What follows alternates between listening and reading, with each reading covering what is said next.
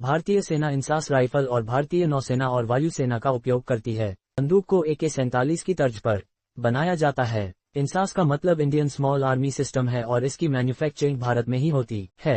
Rifle का निर्माण सबसे पहले साल 1994 में हुआ था और इसकी पहली झलक 1998 की गणतंत्र दिवस परेड में दिखाई गई थी। 1999 के कारगिल युद्ध के दौरान सैनिकों ने बड़े पैमाने पर इंसास का इस्तेमाल किया था।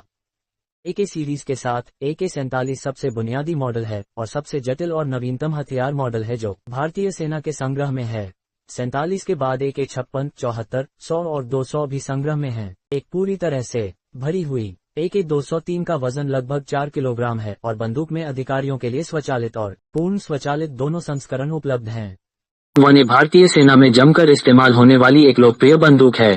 पूर्वोत्तर में महत्वपूर्ण अभियानों से लेकर जम्मू कश्मीर में मुठभेड़ों तक ये हथियार अधिकारियों के लिए महत्वपूर्ण है। अर्ध स्वचालित और स्वलोडिंग पिस्तौल जो 9x9 बुलेट का उपयोग करती है, किसी के लिए भी एक लोकप्रिय विकल्प है। Material rifle destroy anti material ARM Bharat के तिरुचिरापल्ली में आयुध निर्माणी में निर्मित एक जन्मजात बंदूक है। विध्वंसक 1800 मीटर की रेंज में एक व्यक्ति को गोली मार सकता है। राइफल का वजन करीब 25 किलोग्राम है और यह 1.7 मीटर लंबी है। बंदूक को अमेरिकी सेना की ARM राइफल लाइन में बनाया गया है। हथियार 2005 से तैयार और इस्तेमाल किया गया है।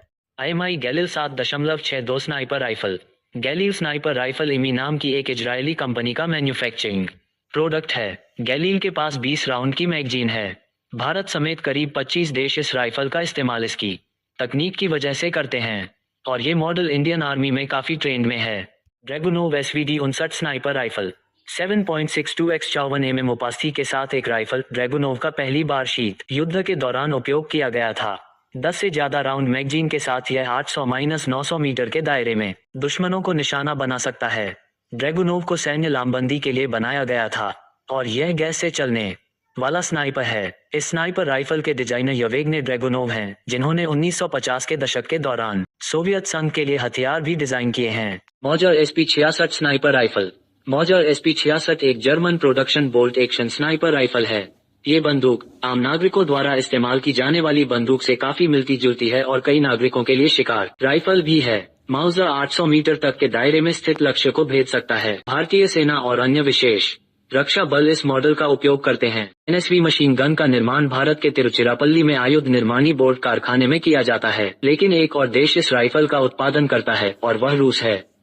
कार्यालय इस बंदूक का उपयोग हेलीकॉप्टरों और लड़ाकू विमानों को नीचे गिराने के लिए भी इस्तेमाल किया जा सकता है। NSV की आग की दर 700-800 राउंड प्रति मिनट है। NSV में 12.7 बाय 108 मिलीमीटर का कार्ट्रिज होता है, जिससे दुश्मनों पर बहुत करीब से हमला करना आसान हो जाता है। इस गन की बड़ी बात यह है कि यह जमीन से 1500 मीटर के दायरे में विमान पर हमला कर सकती है।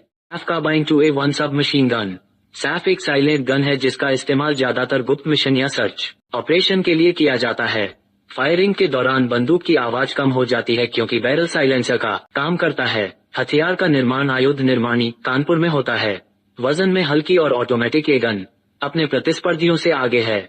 SAF कार्बाइन प्रति मिनट 150 राउंड फायर कर सकती है। AKM असॉल्ट राइफल AK-47 का उन्नत संस्करण है जो एक लोकप्रिय असॉल्ट राइफल है। इस गन की फायरिंग रेट करीब 600 राउंड प्रति मिनट है। मॉडल स्वचालित और अर्ध स्वचालित दोनों संस्करणों में आता है। बंदूकों और राइफलों का इतना विशाल और उन्नत संग्रह होने से भारत अन्य देशों के सामने खड़ा हो जाता है। की वीडियो देखने के लिए चैनल को सब्सक्राइब करें और लाइक करें। जय हिंद।